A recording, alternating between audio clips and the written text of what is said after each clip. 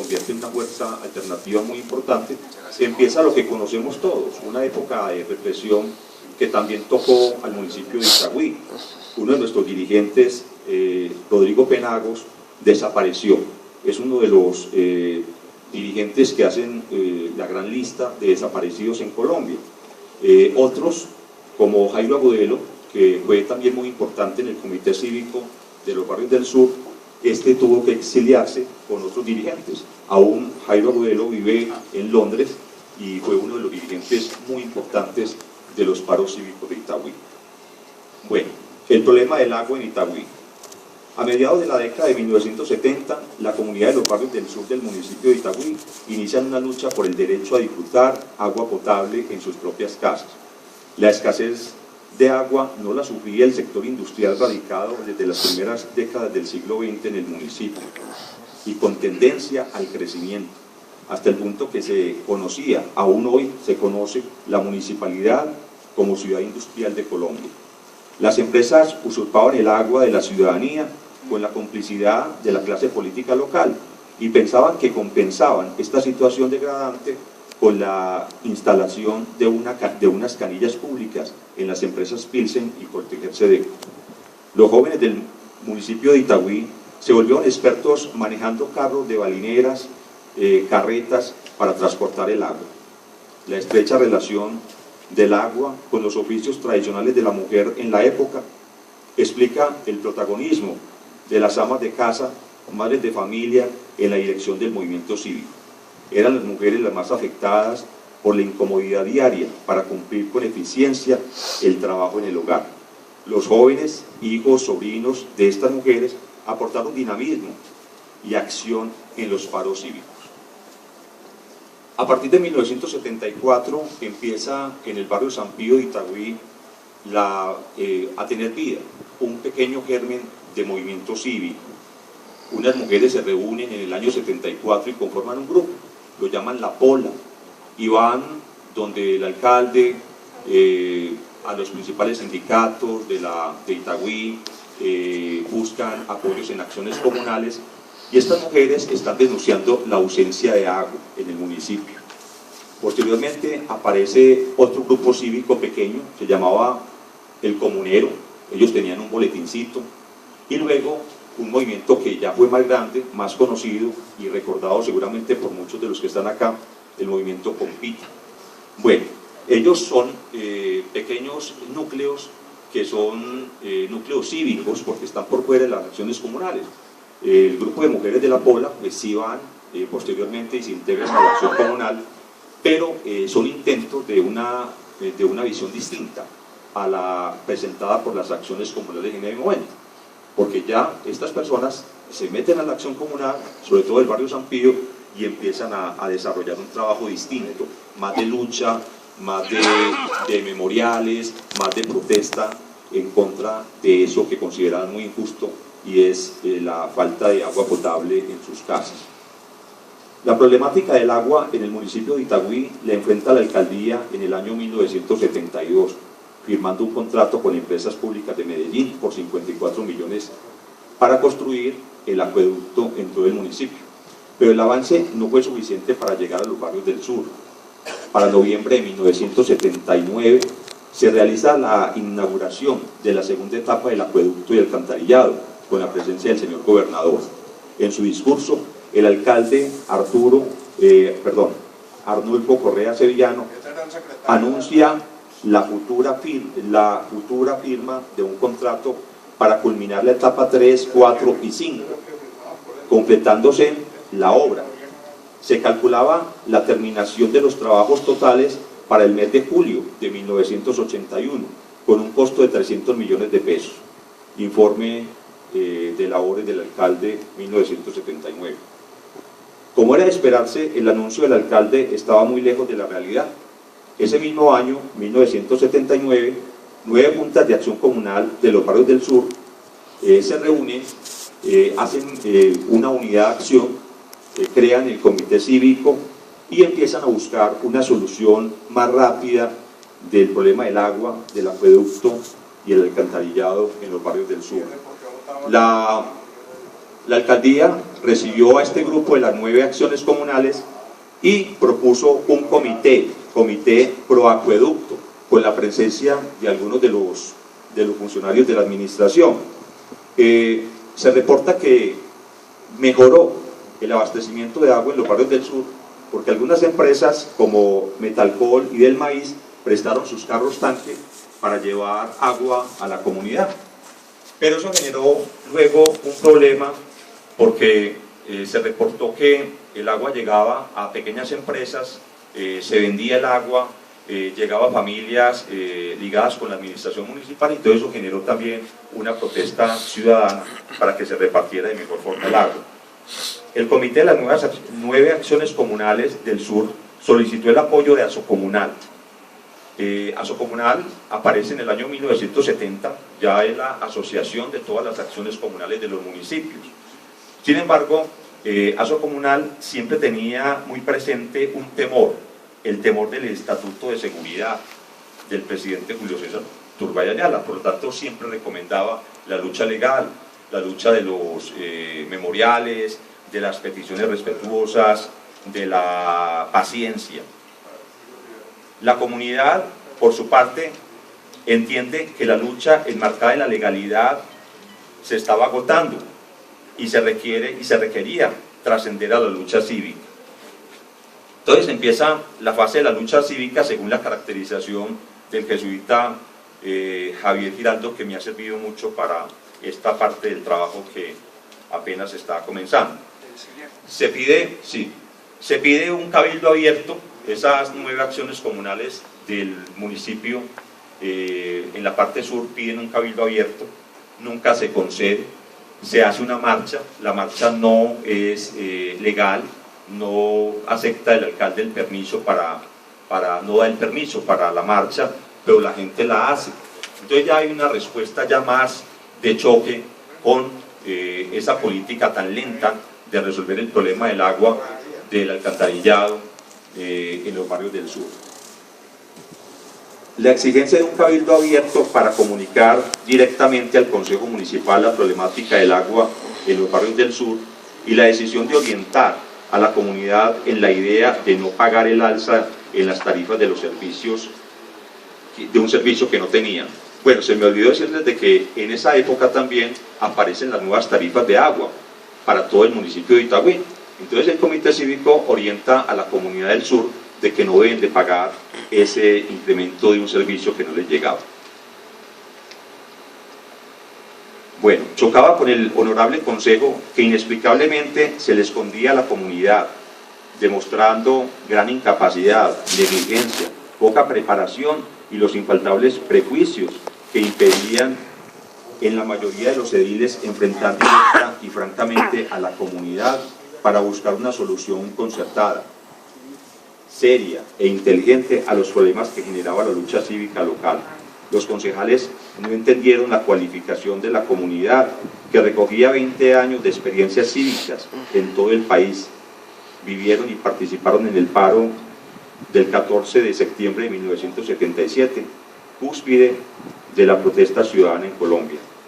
En el Consejo Municipal no existía en la época un edil que se adhiriera al clamor de los habitantes del sur por razones de oposición al alcalde o por estar por fuera de la coalición dominante, tampoco por estrategia política.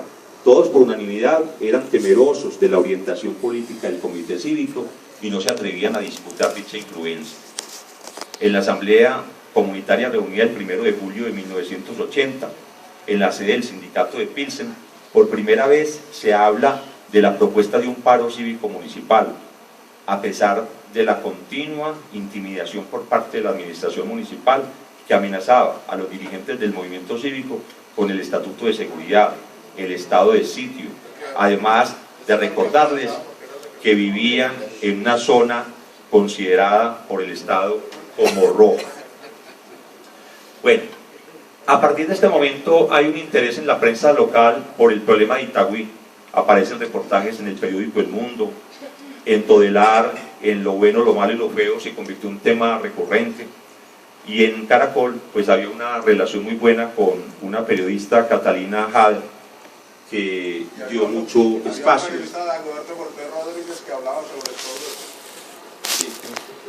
Para el año 1982 el Comité Cívico convoca a las fuerzas vivas del municipio para que respalden la idea del paro. Vamos ya a la fase de los paros cívicos. Superada la fase de la lucha cívica en Itagüí, la comunidad del sur se convence paulatinamente de la necesidad de organizar el paro cívico municipal para presionar por las vías de hecho la solución al problema del agua. Se reúnen en asambleas donde dialogan hasta unificarse en el deseo de actuar contra la injusticia. Son ciudadanos y ciudadanas comunes y corrientes que descubren su liderazgo, entienden que el deseo de cambio no es suficiente y se unen en la defensa de una gran causa. Pequeñas acciones individuales que sumadas significan fuerza, como no ir al trabajo, no abrir una tienda, no comprar, no sacar un taxi de su propiedad, repartir propaganda, pintar consignas en la calle, participar en una marcha en medio del conflicto, atender los heridos, tirar tachuelas y piedras, entre otras. Son tiempos de gran cualificación ciudadana, de iniciación en el compromiso cívico. Este tipo de personas comunes y corrientes que resuelven no aceptar más con resignación su suerte y se entregan a la organización del paro, son comunes en todos los conflictos de este tipo en el país. La particularidad de la experiencia de Itagüí, con lo general, como diría el historiador que propone la microhistoria, Luis González, es el liderazgo de la mujer en la organización, materialización y negociación de los paros cívicos en Itagüí.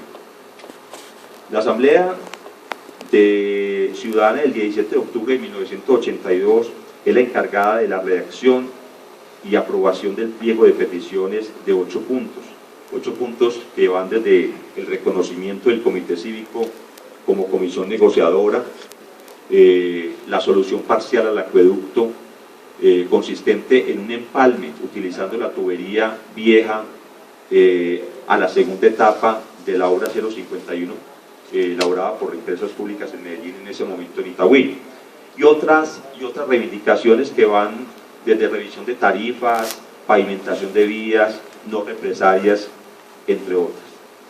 Se aprueban también las consignas, que fueron consignas muy famosas en Itagüí, como aquella que dice: lo mejor de Itagüí, su gente, por agua permanente y potable, paro cívico municipal, y la muy famosa de conozca Itagüí antes de que se acabe. El 2 de noviembre de 1982, a las 12 de la noche, se declara la hora cero. Se cita a la vez a una asamblea informativa para las 5 de la tarde, que sería una marcha, y la marcha se realizó. Los negociadores de ese primer paro cívico de Itagüí fueron las señoras Luz de Baena, Margarita Moncada, don Jorge Colorado, con la asesoría de Jairo Agudelo. El gobierno departamental, porque es otro aspecto importante, ya no se busca la negociación directa con la alcaldesa, doña Rosalena Orozco de Campín, que era la alcaldesa de la época, sino que se busca la negociación directa con el gobernador, Álvaro Villegas Moreno. Por lo tanto, el proceso de negociación lo inicia el secretario de Gobierno departamental, Guillermo León Calderón, y la alcaldesa de Itagüí. Bueno, después hay una cosa interesante. El Comité Cívico tenía toda una estructura, entonces ya en el momento del paro funcionaba un comité que no era más de 32 personas. Me dice un dirigente cívico, Ricardo Agudelo, de que ellos eran muy poquitos porque se movían por todas partes, tenían que asesorar la comisión negociadora y tenían que estar también pendientes de todos los trabajos y los puntos donde había resistencia, con tachuelas, con llantas, etc. El paro se termina con 17 personas detenidas y un acuerdo de 6 puntos. El acuerdo tiene un solo, voy a leer únicamente el punto inicial, que es: empresas públicas realizará en el término de 4 meses, a partir del 20 de noviembre de 1982, la extensión de redes domiciliarias en el programa de trabajo de la obra 051. También hay lo que tiene que ver con la pavimentación de vías, algo que tiene que ver con salud, monitoreo del agua, unas piletas que se debían colocar en ciertos sitios que todavía no eran beneficiados con la obra. Bueno, resulta de que, y no represalias, inmediatamente salieron las personas que estaban detenidas. El comité, después del arreglo, pues hay mucha alegría acá en Itagüí con el arreglo, pero los trabajos no avanzaron, ¿sí? Eran 4 meses, posteriormente el gobierno dijo que era muy poco tiempo, pero los dirigentes cívicos decían de que en la comisión negociadora había un equipo técnico de empresas públicas de Medellín, de obras públicas, entonces ellos tenían que calcular todas las dificultades que podrían tener al hablar de un acueducto tan antiguo. Bueno, entonces los trabajos no avanzaban. El comité inicia el proceso de organización del segundo paro en el municipio de Itagüí. Aparece el periódico 3 de noviembre, en febrero de 1983, como vocero del comité en la preparación del nuevo paro y también como el periódico que comunica a toda la comunidad. Bueno, en esta parte aparece ya una muy alta politización del movimiento cívico. Las consignas ya no son las mismas que tanto gustaron, sino que ya buscan consignas más políticas, por ejemplo, por un presupuesto adecuado a las necesidades del municipio, contra la demagogia, la inmoralidad administrativa, por un cabildo abierto, porque el problema del cabildo abierto sí fue un lío grande. El Consejo Municipal nunca quiso dialogar con la comunidad, y eso se convirtió como en un elemento tan importante como la ausencia de agua. La comunidad consideraba que no tenía ningún tipo de relación con el Consejo, no tenía responsabilidad que ese Consejo no tenía responsabilidad con los barrios del sur. Y acuérdense de una cosa, el alcalde hasta el año de 1988, que no había elección popular de alcalde, era un extraño. Venía de cualquier pueblo acá como alcalde y no conocía la municipalidad. Los que representaban la clase política era el consejo, que eran los políticos de toda la vida en el municipio. Otro hecho es la pretensión de sacar, bueno, a partir del segundo paro cívico en Itagüí hay un hecho, y es que se pretende sacar el comité cívico del marco local y orquestarlo con una idea ya muy política y una serie de fuerzas políticas de izquierda, y es la realización del paro regional. Para eso, pues, el oriente antioqueño tenía un comité cívico muy fuerte, el nordeste también, estaba el paro de Bello, acuérdense del paro de Fabricato, y se consideraba que la experiencia de Itagüí había sido muy importante. La sola propuesta del paro cívico departamental previno al gobierno departamental y local, además de ser una de las razones que explican la brutal represión del establecimiento contra los activistas cívicos y políticos pertenecientes a la directiva y bases del paro cívico. Bueno, ya en el segundo paro tenemos más de 400 personas detenidas, hay un dirigente que lo mataron, murió por golpes de bolillo, y hay ya un paro de resistencia, ya no son 2 días, sino que es una semana de paro, desde el 11 de abril, lunes hasta el sábado. Bueno, el día miércoles de la semana del segundo paro cívico de Itagüí, la administración departamental llama al comité cívico a negociar, pero no hay una intención de negociar. Inicialmente es reclamar porque se hizo el paro cívico sabiendo que se estaban avanzando en los trabajos. Entonces fue una lucha permanente de los negociadores, que fueron los mismos del primer paro, para convencerlos de que había un compromiso que no se cumplió. Mientras eso pasaba, la población de Liconia, corregimiento de Sevilla, San Antonio de Prado, presionaba a la gobernación, porque ellos utilizaban las vías de Itagüí para comunicarse con Medellín. Eso, dicen los integrantes del comité cívico, fue definitivo para agilizar un poco el proceso de negociación.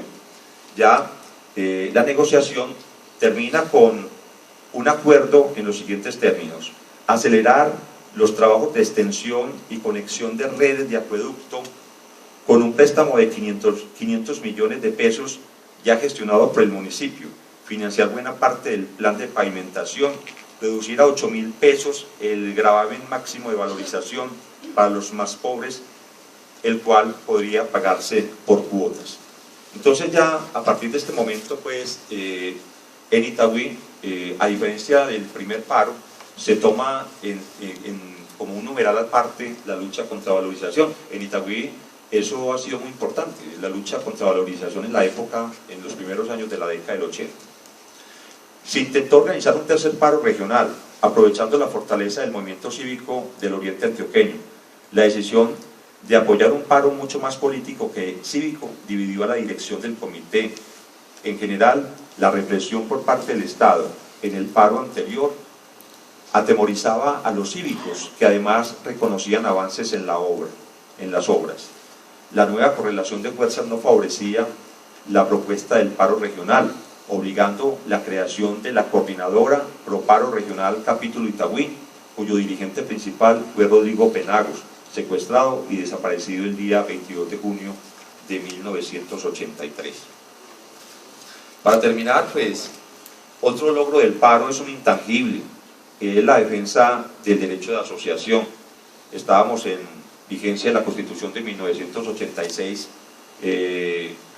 los comunales, sobre todo del sur, de los barrios del sur, estaban muy claros en esa idea, defender el derecho de asociación, y fue un punto permanente en su periódico el 3 de noviembre, la defensa del derecho de asociación. Para concluir, reitero la importancia de la mujer en la organización de la lucha y paros cívicos en Itagüí en el tiempo estipulado. La debilidad de la figura de la alcaldía y el consejo municipal, que se negaron a la salida negociada por medio de acuerdos comunitarios, compromisos, unidad de acción nacida del diálogo amplio y sincero en un cabildo abierto, pedido de múltiples maneras por la comunidad, y la conciencia cívica demostrada por los habitantes de los barrios del sur de Itagüí, que supieron realizar pequeñas acciones que, unidas en su conjunto, se convertían en fuerza contra la injusticia. Dejo acá y les cuento que apenas estamos en una parte inicial de este proceso de investigación, y yo creo que va a dar una producción un poquito mayor. Muchas gracias.